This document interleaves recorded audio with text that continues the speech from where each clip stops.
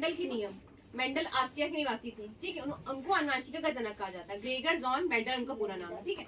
उन्होंने कुछ नियम दिए हैं। उन्होंने बताया है कि कैसे लक्षण ट्रांसफर होते हैं कि नहीं ट्रांसफर होते हैं। उनका पहला नियम था प्रभाविता का नियम, दूसरा नियम था पृथक्करण का नियम, तीसरा नियम था स्वतंत्र अपवहन का नियम।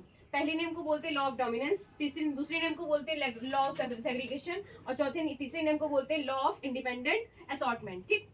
प्रभाविता का नियम क्या कहलाता है कि देखो, प्रभाविता का नाम बहुत इजी वे में समझो। जब दो विपरीत लक्षणों वाले पौधों में संकरण कराया जाता है, एक लक्षण दिखना, एक लक्षण मतलब प्रभाव में आना, और दूसरा लक्षण प्रभाव में ना आना, क्या कहलाता है? प्रभाविता का नियम।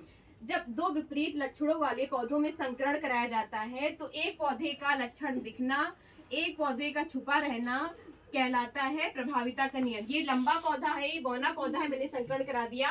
बना क्या, कैपिटल वाला हमेशा अपना लक्षण दिखाता है, स्मॉल वाला दबा रहता है क्योंकि छोटा रहता है, उसके पास पैसा ऐसा है नहीं ज्यादा।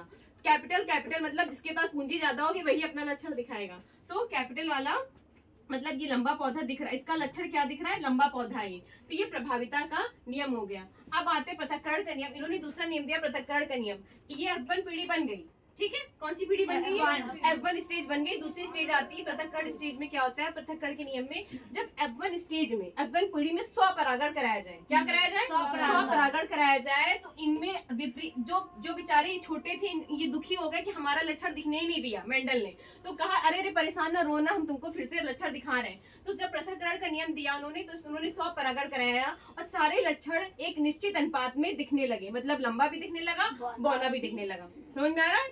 जब लंबा भी दिखने लगा और बौना भी दिखने लगा, तो विपरीत लक्षण वाले भी, ये छोटे छोटे जो नहीं लक्षण इसमें दिख रहे थे, इनमें सब दिखने लगे एक निश्चित अनुपात में। इसको कहते हैं पृथक्करण का नियम। क्या कहते हैं? पृथक्करण का नियम। Very good. तीसरे पे होती है तो एक लक्षण की वंशागति दूसरे लक्षण की वंशागति पे प्रभाव नहीं डालती है, दोनों लोग स्वतंत्र रहते हैं। भैया मोटापा वाला लक्षण जाना है आगे, छोट पतला वाला कहेगा ठीक है दादा तुम चले जाओ, हम बैठे हैं यहाँ पे, हम तुमका डिस्टर्ब ना करो, ठीक। मतलब कि एक लक्षण की वंशागति दूसरे लक्षण को प्रभाव में नहीं डालती। एक लक्षण अगर वंशागति होना चाहता है, बढ़ना चाहता है, तो दूसरा लक्षण वहीं का वहीं रहेगा, दूसरा लक्षण बिल्कुल भी अंतर नहीं डालेगा। समझ में आया?